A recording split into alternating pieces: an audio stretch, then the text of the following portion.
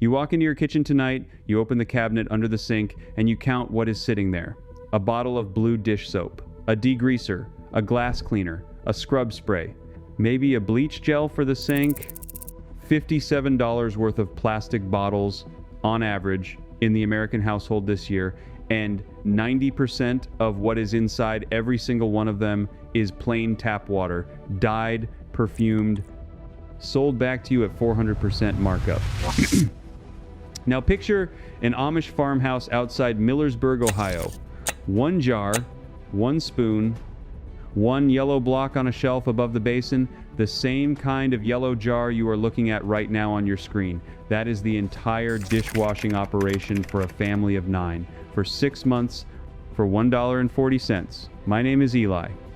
I am 58 years old, and I spent $8,000 in my life washing plates with colored water before I walked into a kitchen in Charm, Ohio, and saw the truth. 33 years. Paying for what a 6-year-old Amish girl makes in 20 minutes. The recipe they use was written down in a farm bulletin out of Pennsylvania State College back in 1918, buried in an old extension pamphlet most people have never heard of, and the women in Lancaster County never stopped making it. I am going to give you the full formula tonight, every measurement, every step, plus the one ingredient almost nobody outside their community knows about. And if your house was built before 1980, with cast iron drains and galvanized pipe, stay with me twice as close, because there is a reason an old plumber I met has a strong opinion about what that blue bottle does to old plumbing, and I will get to it. Stay with me to the end. The last piece, the lemon rind trick with cold water, has never been published correctly online. Not on YouTube, not on Pinterest, nowhere.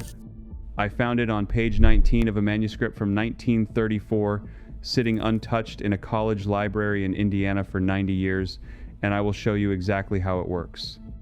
Let me back up and tell you how I ended up in that kitchen, because if I had not seen it with my own eyes, I would not have believed a word of it either. I spent 33 years in a regular suburban house in central Ohio, 2 hours west of Amish country, paying somewhere between $14 and $22 a month for dish soap, dishwasher pods, rinse aid, and the little glass cleaner spray my wife liked for the stainless steel. Multiply that out, better than $200 a year times 33 years.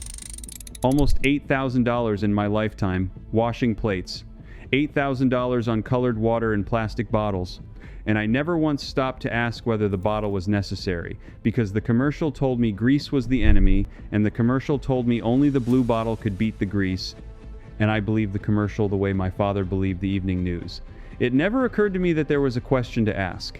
You do not question the air you breathe, and I did not question the bottle under my sink. It was just part of the furniture of being alive in America. Then, in the fall of 2019, my brother-in-law, who restores old barns up near Berlin, Ohio, asked me to come along on a job. The family who owned the barn invited us to lunch. The wife served fried chicken on porcelain plates, the kind your grandmother had, the kind with the little painted flowers around the rim. And after the meal, she stacked everything in a deep enamel basin and went to work with a rag and a jar of something pale yellow. No suds, no foam, no perfume. The plates came out spotless. They squeaked when she rinsed them, that high clean squeak you almost never hear anymore. I asked her, polite as I could, what was in the jar, and she laughed and said soap, the way somebody might say bread, like I had asked her what was in the water. I asked her where she bought it. She looked at me a little puzzled and said her mother made it, and her mother's mother before that, and she had not bought dish soap in her entire life. She was 41, her mother was 67, her grandmother had passed at 91. 3 generations of dishes washed clean in that family, and not a single dollar ever spent on the blue bottle. I drove home that afternoon with a small jar she insisted I take, and a folded piece of notebook paper with the recipe written in pencil in a careful, old-fashioned hand. I have used it ever since. My wife has used it ever since. We spent $11 this whole year on dishwashing supplies, and most of that was a box of washing soda that will still be sitting in the pantry next Christmas. And here is the part that still makes me angry. This is not lost knowledge. This is not some secret carved on a cave wall. This was published. This was taught in agricultural extension classes across Pennsylvania, Ohio, and Indiana for almost 40 years. Pull up any household manual printed in this country between 1890 and 1940, and you will find some version of the same recipe. Hard soap, washing soda, hot water, a small measure of vinegar for the rinse. A 1918 Pennsylvania State College Extension bulletin titled simply Home Care of Dishes and Utensils laid it out in 5 short paragraphs. According to the extension records of the time, a properly made dish paste should last a family of 6 about 6 months and cost less than a single pound of butter. The author was not making it up. She was writing down what every farm wife in the state was already doing. And then, in less than 1 generation, it disappeared from American kitchens, right around the time a company called Procter and Gamble started spending real money on radio. Here is what happened, and I want to be fair about it, because it is not a cartoon villain story. In 1933, Procter and Gamble launched a radio drama sponsored by their new synthetic detergent. They called it a soap opera, and the name stuck, because that is exactly what it was. By 1946, they had Tide. By 1949, they had Joy, the first liquid dish detergent behind the largest marketing budget any household product had ever seen in this country. Now, I am not going to tell you Joy did not work, because it did. It cleaned about the same as the homemade paste, a little worse on baked-on grease, a little more residue, but it worked. The difference was not the cleaning, the difference was the bottle. Joy came in a bottle. Joy had a jingle. Joy smelled like lemons that had never been within 50 miles of a real lemon tree. And the genius of it, if you want to call it genius, was that they did not sell you soap. They sold you a feeling. They sold you the idea that a modern woman in a modern kitchen used a modern product, and that the jar her mother kept on the shelf was a small embarrassment, a sign she had not kept up. They did not have to lie about the cleaning, they just had to make the old way feel like poverty. And within 15 years, the American housewife who had made her own dish soap her whole life had been convinced, through somewhere north of $2 billion in cumulative advertising across the industry, that the jar on her shelf was old-fashioned, primitive, maybe even dirty. The extension bulletins stopped being printed. The home economics classes stopped teaching the recipe. Mothers stopped showing daughters how to grate the soap and dissolve the soda.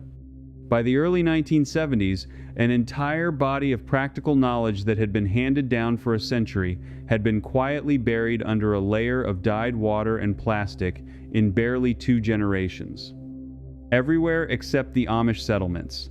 The Amish never bought a radio. They never heard the soap opera. They never heard the jingle. They never sat through a single commercial telling them their grandmother was behind the times. They just kept doing what worked, and 3 generations later, while the rest of us spent $200 a year on the blue bottle, they spent almost nothing, and their dishes were cleaner than ours. Now here is the part you came for. The recipe itself. You need 4 things, and you probably have 3 of them in your house right now. 1 bar of plain unscented soap, the kind sold as Fell's Naphtha, Zote, or Kirk's Castile. 1 cup of washing soda, which is sodium carbonate, not baking soda, sold in the laundry aisle of every grocery store for under $5 a box. 2 quarts of hot water, just hot from the tap, not boiling, and 1 tablespoon of plain white vinegar. That is the entire list. Grate the bar of soap on a cheese grater. You want fine flakes, the consistency of grated Parmesan. Drop the flakes into a saucepan with 1 quart of the hot water and stir gently over low heat until the soap dissolves completely. That takes about 8 minutes. While that is happening, in a separate bowl, dissolve the cup of washing soda into the 2nd quart of hot water. Stir until the water runs clear and you can no longer feel grit when you tilt the bowl. Now combine the 2 liquids in a half-gallon mason jar.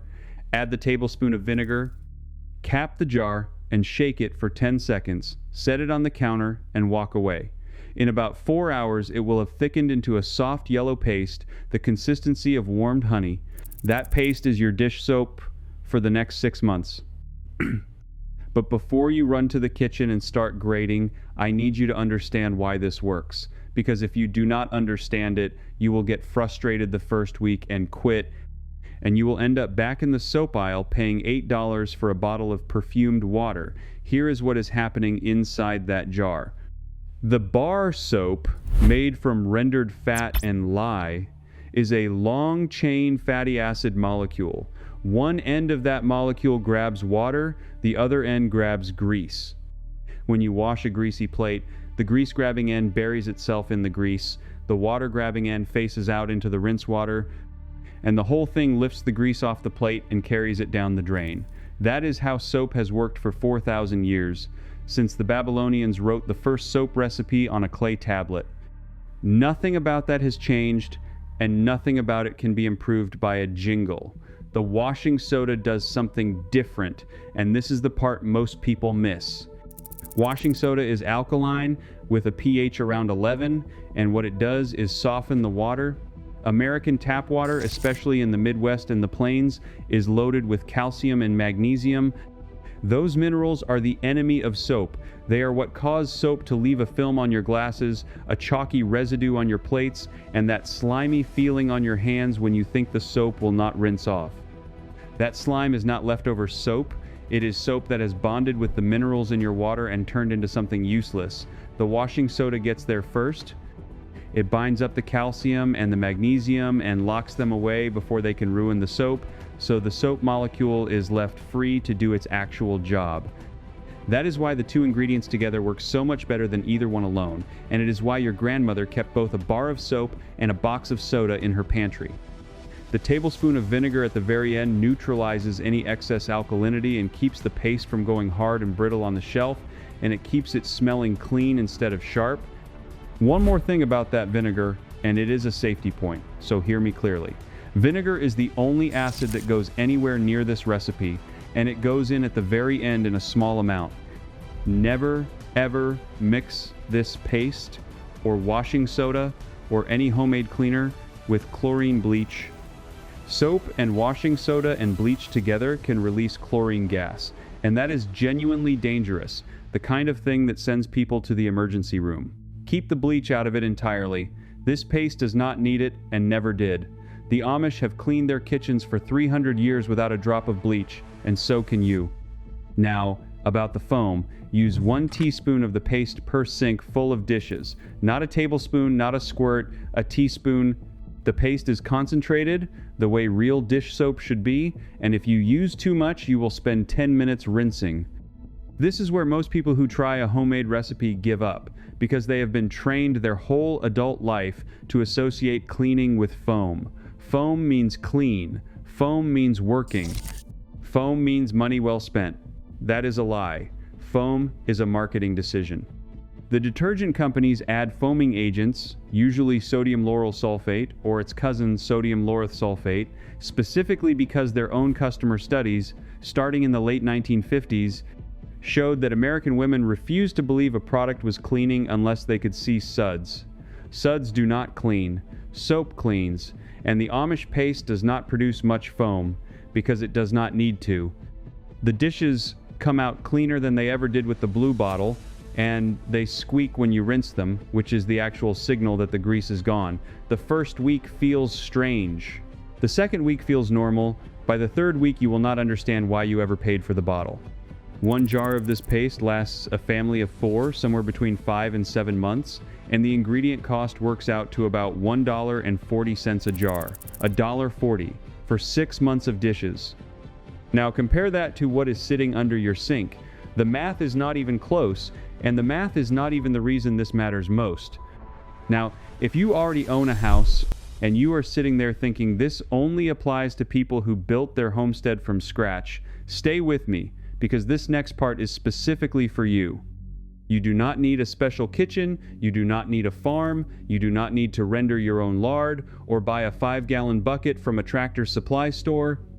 Everything I am about to tell you, you can do this Saturday morning in the same kitchen you already have, with the same sink and the same hard tap water. The paste handles dishes, but the Amish women I have watched over the last 5 years do not stop at dishes.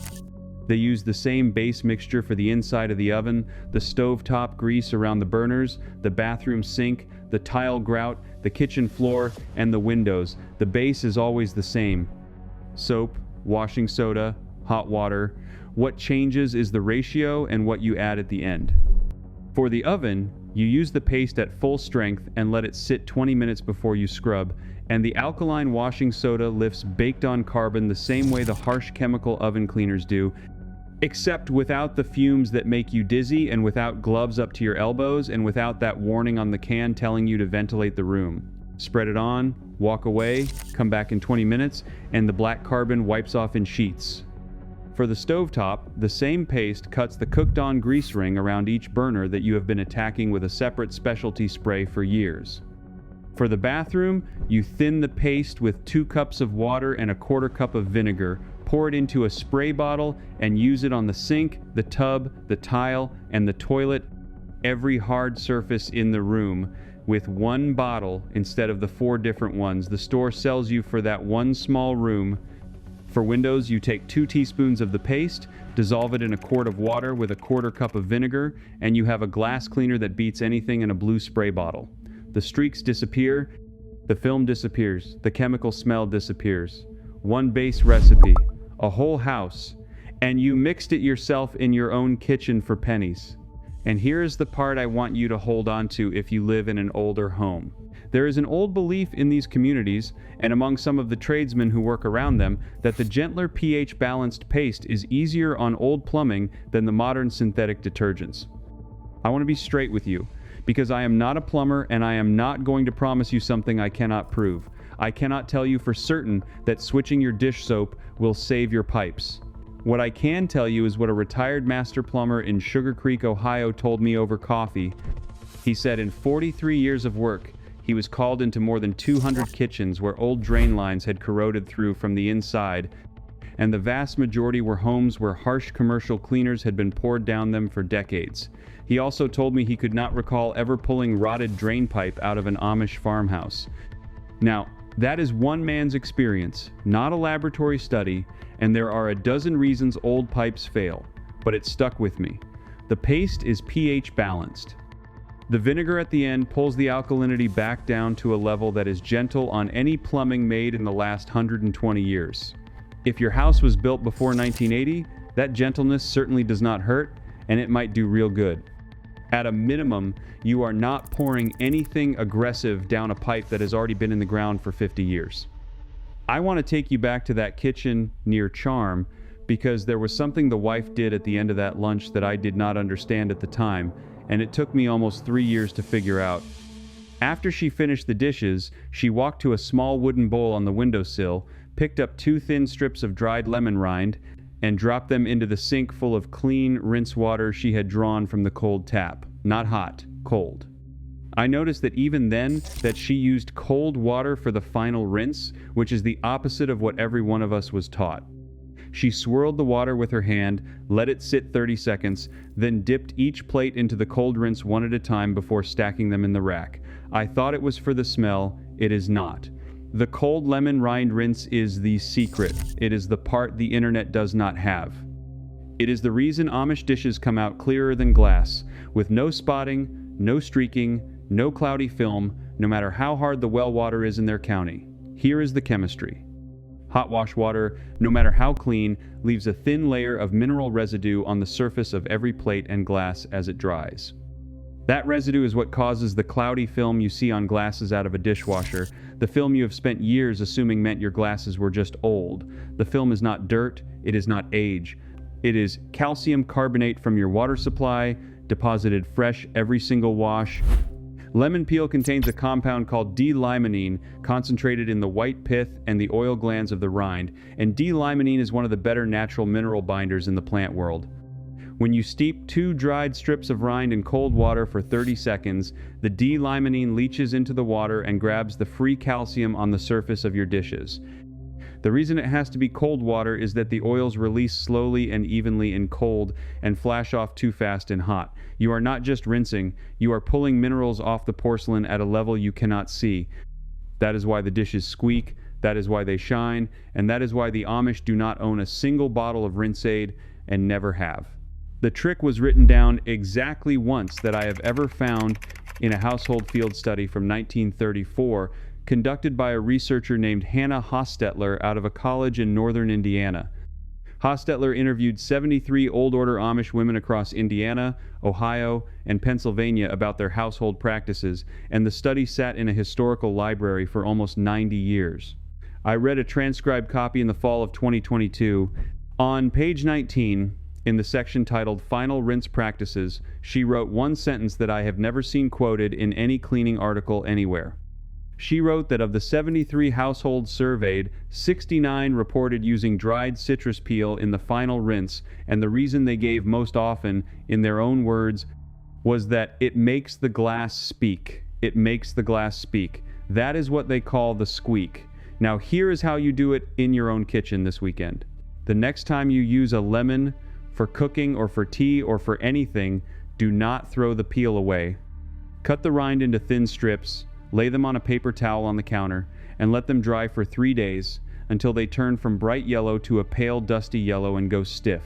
Store them in a small glass jar on the windowsill above your sink, right where the Amish keep theirs. When you finish washing with the paste, fill the other side of your sink, or a clean basin, with cold tap water. Cold, not hot, that part matters. Drop in 2 strips of dried rind. Swirl with your hand. Wait 30 seconds to let the oils come out. Then dip each dish and glass and piece of silverware in the cold rinse before setting it in the rack to air dry. Do not towel dry. A towel just puts lint and skin oil right back on the clean surface. Let them sit and let the air do it.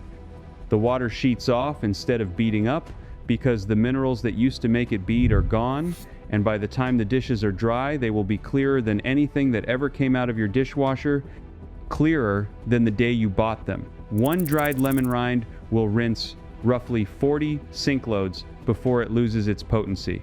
1 lemon, 40 meals. Then you compost it and dry another. It costs you a fraction of a penny a load, and it does what a $4 bottle of Rinse Aid does, only better, because the Rinse Aid leaves its own residue and the lemon leaves nothing but clean.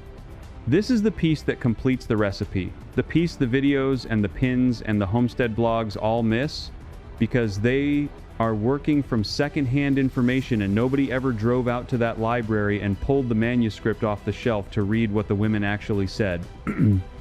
Before I let you go, there are a few things I left out of the recipe that I do not want to die in my notebook, because they belong in your kitchen. When I was up in Holmes County last spring, sitting at a long pine table in a kitchen lit only by the gray morning of an Ohio rain, an older woman named Mrs. Yoder, who is 73 and has raised 11 children and buried a husband, told me something I cannot shake. She said the soap is not the secret, the patience is the secret.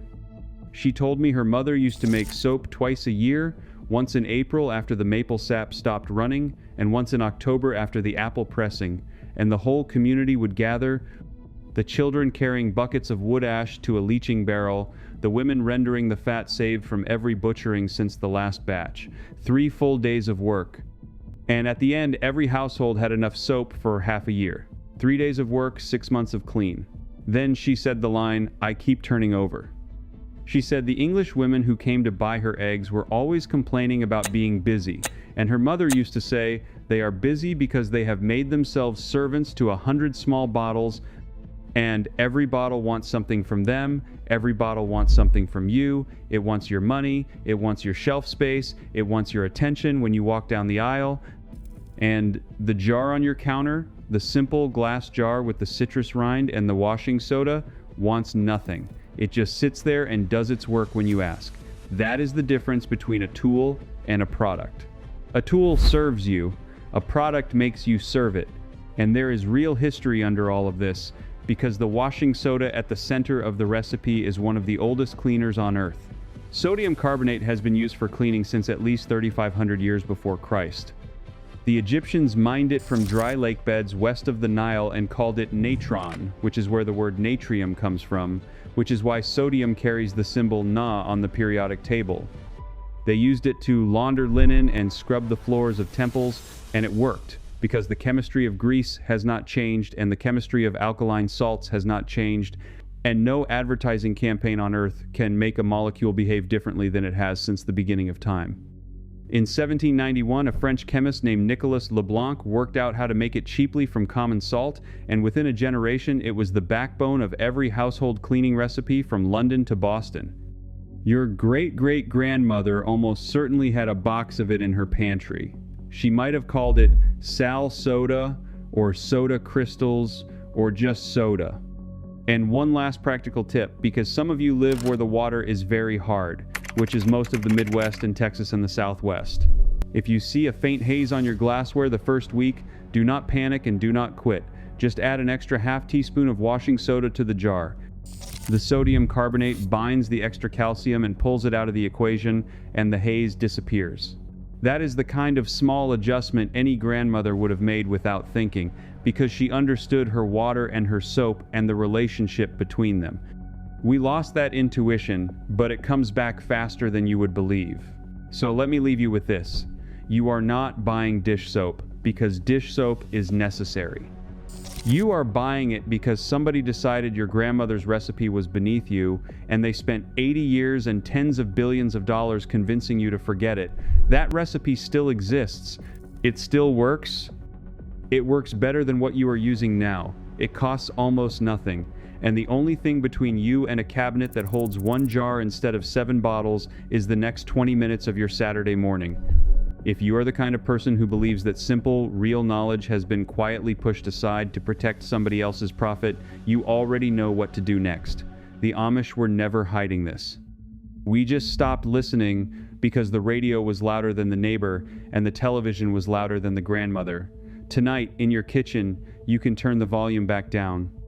Now I want to hear from you. In the comments below, tell me 2 things. How old is the bottle of dish soap under your sink right now, and how much do you think you paid for it? Just those 2 numbers. I read every comment on this channel, and I want to see the real cost from real homes of what we have been talked into. Leave it before you close the video, even if it is 1 sentence, because every comment is one more piece of evidence that we are waking up. And if any of this surprised you, or made you walk over to that cabinet and look at the bottles with new eyes, subscribe and stay with us, because there is a quiet, growing community of people remembering what was taken from us, and I would like you to be part of it. Next week, I am bringing you the recipe the Amish use for laundry stains no commercial product can touch, including set-in motor oil on denim, which I watched a grandmother in Holmes County lift out of a pair of 40-year-old work pants in under 15 minutes, using something you very likely have growing in your backyard right now. The jar on your counter, the rind on the windowsill, the teaspoon in the basin, that is all it takes. And 6 months from now, when you open that cabinet and see one clean jar where there used to be a graveyard of plastic, you will remember the night you sat down and watched this, and you will know exactly when you stopped being a customer. I will see you in the next one.